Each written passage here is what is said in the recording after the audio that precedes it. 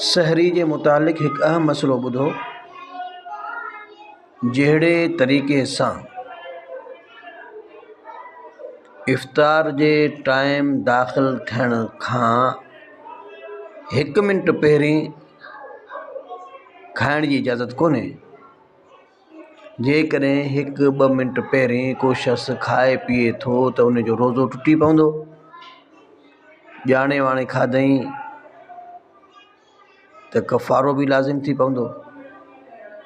अहिड़े तरीक़े सां सहरी जो मरहलो भी आहे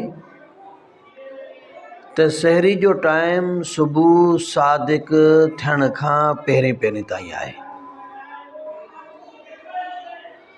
सुबुह सादिक जी थियो त सहरी जो टाइम ख़त्म थियो ऐं इन शख़्स जो रोज़ो शुरू थी वियो आहे।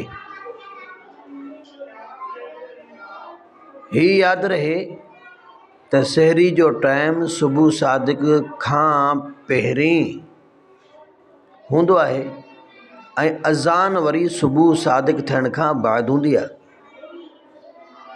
तंहिंजे करे सुबुह सादिक थींदे ई पंहिंजो रोज़ो बंदि करे छॾिजे।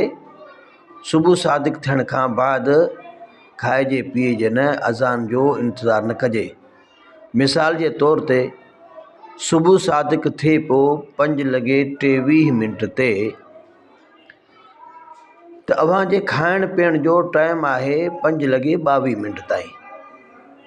जीअं जो 23 मिनट शुरू थियो सुबुह सादिक थी पई। हाणे खाइण पीअण जी इजाज़त कोन्हे। जेकॾहिं मुंहं में को गिरह वग़ैरह आहे त उहो बि हेठि उगरे न, एहतियात इन में आहे त उन गिरह खे ॿाहिरि कढी छॾे। असां में उमूमन ईअं थींदो आहे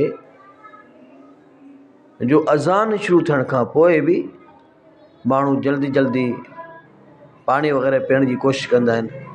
हीअ बिल्कुलु ग़लति अमर आहे जो अज़ान सुबुह सादिक थियण खां पोइ ईंदी आहे ऐं उन वक़्त में खाइण पीअण जो टाइम आहे ई कोन, ऐं असां थोरी बेइहतियाती करे पंहिंजे रोज़े खे ख़राबु करे छॾींदा आहियूं।